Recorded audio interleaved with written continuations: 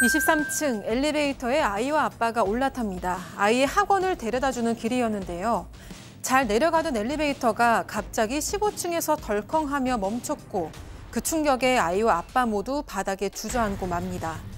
그런데 사고 이후 책임을 져야 할 아파트 관리사무소는 황당한 주장을 내놓으면서 아이 아빠의 속을 뒤집어 놓았다고 하는데요. 아이 아빠를 화나게 한 결정적인 한마디 무엇이었을까요?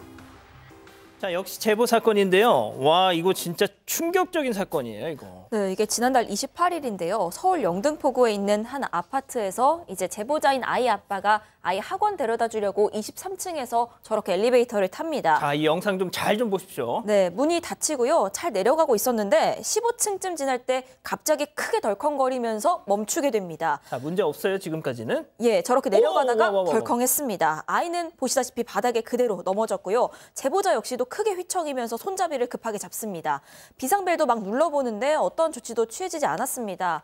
그러다가 이 멈춰있던 엘리베이터 문이 열려서 아이는 한달음에 나가는 모습이고요.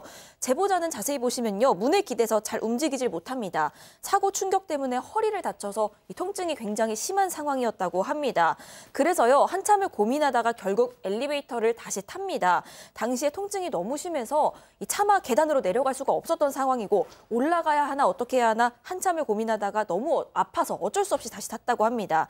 그렇게 1층에 도착을 했는데 또 문이 안 열립니다. 아이고야. 결국 제보자가 이때는 직접 119에 신고를 했고요. 구조대원들이 도착해서 강제 개문을 했습니다. 지금 왔어. 네, 결국 17분 동안이나 이 엘리베이터 안에 갇혀 있어야 했습니다. 자, 들으신 것처럼 23층에서 15층으로 엘리베이터가 수직 낙하를 했습니다.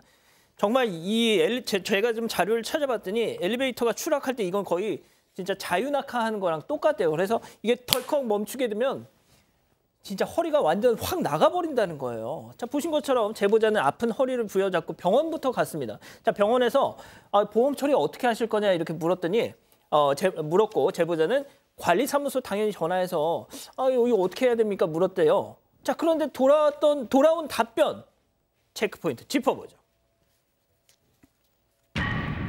몸무게가 몇 킬로그램이세요? 아니, 여기서 몸무게가 도대체 왜 나오는 걸까요? 당시 관리사무소 기전 과장과는 통화 내용 들어보시죠. 보험에 접수를 하게 되면 여기 이제 뭐 과실 비율이라는 게 항상 있잖아요. 그거를 아마 확인이 돼야 될 것 같아요. 과실이 있을 게 뭐가 있나요? 아니, 그걸 전혀 몰라요. 그런데 제가 언뜻 보기에 지금 우리 사장님이 좀 체중이 있으시잖아. 아기랑 보니까 거기서 좀 움직임이 좀 장난을 좀 치신 것 같아. 노den 이게 순간이잖아요. 그러다 보니까 이게 지금 현재 이상 반응이 오면 이게 급정거할 수도 있거든요. 아니, 그러면 거기 안에서 움직이면은 아니지, 이제 정상적으로 움직이는 건 상관이 없는데 제가 보기에는 거기 보니까 애기랑 이제 하면서 이렇게 하신 것 같아. 원인이 또 거기에도 또 제가 보기에는 그래요. 박 변호사님, 충격적입니다. 네. 몸무게가 많이 나가는 저로서도 참 충격적이긴 한데 지금 얘기가 이런 거예요.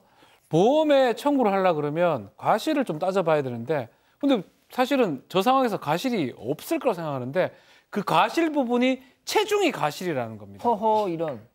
좀 뚱뚱하고 몸무게가 많이 나가고 또 거기서 좀 장난치던 그런 게 영상 찍혀서 그런데 문제는 이 엘리베이터가 이 13인용이에요. 13인용. 900kg. 세상에. 그건데 지금 합쳐봤자 140kg인데. 둘밖에 없었잖아요. 어떻게 저게 문제가 될 수가 있어요. 900kg 정도 열 몇 명이 앉아 있다가 문제가 됐다면 사실은 그래도 얘기를 좀 할 수가 있는데 저 상황에서 누가 보더라도 이 두 분의 과실보다는 뭔가 노후화라든지 문제를 생각하는 게 맞는데 체중 때문에 당신 과실도 일부 있다. 이런 얘기를 해가지고 상당히 놀랐다고 합니다. 야, 자, 이 기막힌 주장 들으신 것처럼 그 기전 과장만 한 게 아니었습니다.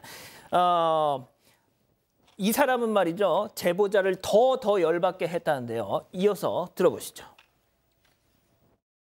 여보세요? 예, 아까 엘리베이터에서 사고 난 사람인데요. 과장님이 저보고 과실비를 따져봐야 되겠다고 그렇게 얘기를 하셨어요. 아니, 근데 저도 잠깐 봤는데 거기서 따님하고 이렇게 좀 행동을 좀 했으면요. 그러니까 이제 출근해서 이야기합시다. 저는 엘리베이터에서 사고 나가지고 지금 병원 왔다 갔다 하고. 아니 그러니까 엘리베이터 사고가 괜히 나냐고요. 야 여보세요? 예. 여보세요. 네? 저 관리소장이요. 이 시간에 저한테 왜 전화하신 거죠? 네, 제가 잘못 전화했네. 일단 술 한잔 마시구나. 죄송합니다. 여보세요? 예. 저 X인데요. 아니 이 시간에 계속 전화하시는 거죠? 저한테? 나 몰라요. 미안해요. 네, 여보세요? 예, 왜 계속 전화하시는 거죠? 내가 잘못했어. 미안해요.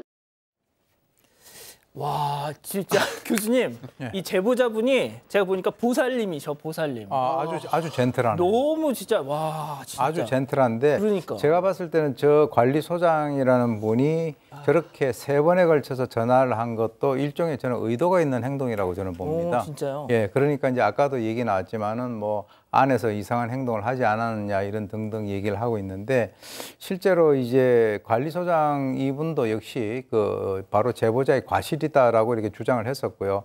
그래서 실제로 이제 사고가 괜히 나느냐, 그러니까 당신이 지금 몸무게가 많이 나오고 안에서 움직였으니까 사고가 난 거 아니냐 이런 식으로 이제 몰아가는 것인데 실제로 뭐 그 다음날 그 술 때문인지 이 관리소장은 출근을 하지 않았고 그 기정과장이라는 사람은 여전히 이 제보자의 그 문제 때문에 이 사고가 났다 이렇게 얘기를 하고 있는데요. 실제로 심지어는 이 관리사무소에서 아파트 커뮤니티의 사고 원인으로 아이의 산만한 행동, 아이고야. 급격한 중량이 감지 이런 표현까지 쓴 글을 올렸기 때문에 제보자 이분은 정말 황당하시겠는데 지금 아까 전화 통화를 하는 걸 보니까 상당히 젠틀하게 보이고요. 제가 봤을 때는 무슨 문제가 발생이 되면은 그 원인 파악을 정확하게 해야지 사실 이게 이 정도 선에서 끝나서 다행이지 커다란 사고가 발생될 수 있지 않습니까? 그런데 책임을 지지 않으려고 이 바둥대는 모습들 이제 좀 그만 봤으면 합니다. 양 변호사님, 제가 아까 그 통화 중에서 관리소장님 그 워딩 중에 좀 그랬던 게 그러니까 엘리베이터 사고가 괜히 나냐고요. 막 오히려 막 타박하듯이. 저 영상을 보고 저렇게 움직여서 사고가 나면 대한민국의 엘리베이터에 갇혀서 못 나오실 분들 너무 많을 것 같은데 뭐 뛰거나 한 것조차도 아니었잖아요. 하여튼 진짜 사고 원인은요. 그럴 리가 없다고 다들 아시겠지만 부품이 낡아서였던 겁니다.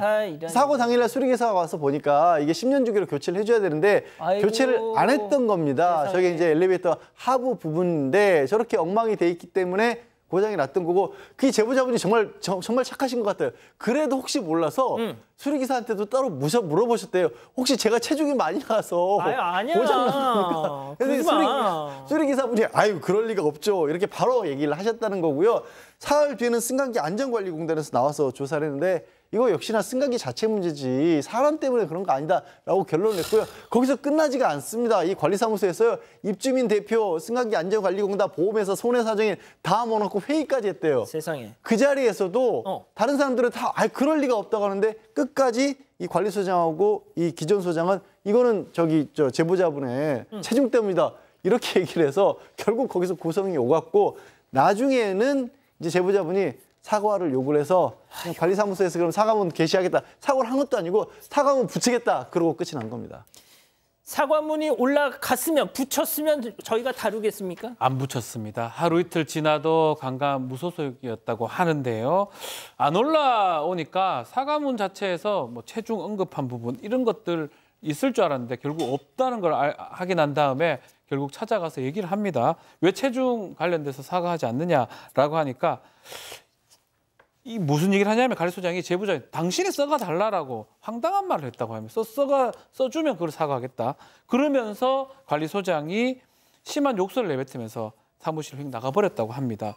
나중에 다시 또 관리사무소 찾아가지고 얘기를 하니까 이때는 또 관리소장하고 그 기정과장이 업무방해죄로 이 제보자 고소한다면서 경찰을 불렀다고 합니다.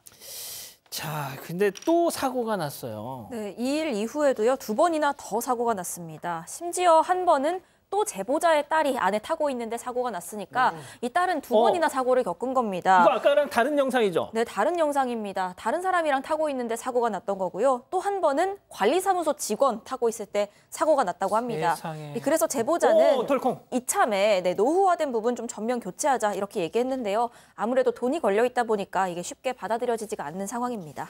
지금 저 따님이 지금 되게 안 좋다면서요, 양 변호사님. 그 딸이 혼자 사실 다행히도 좀 처음에 무릎이 아프다 그랬는데 크게 부상은 없었는데 문제는 트라우마가 생긴 거죠. 당연히 2번이나 그랬잖아요. 예, 혼자서 엘리베이터를 못 탄답니다, 저 아이가. 그래서 소아정신과에 다녀야 될 그런 상황이라고 합니다. 아유, 자 아무튼 빨리 좀 사과 좀 하고 이 제보자님이 좀 만족할 만한 좀 그 좀 하세요 좀. 이거 뭐 질질 끌 일입니까 이게?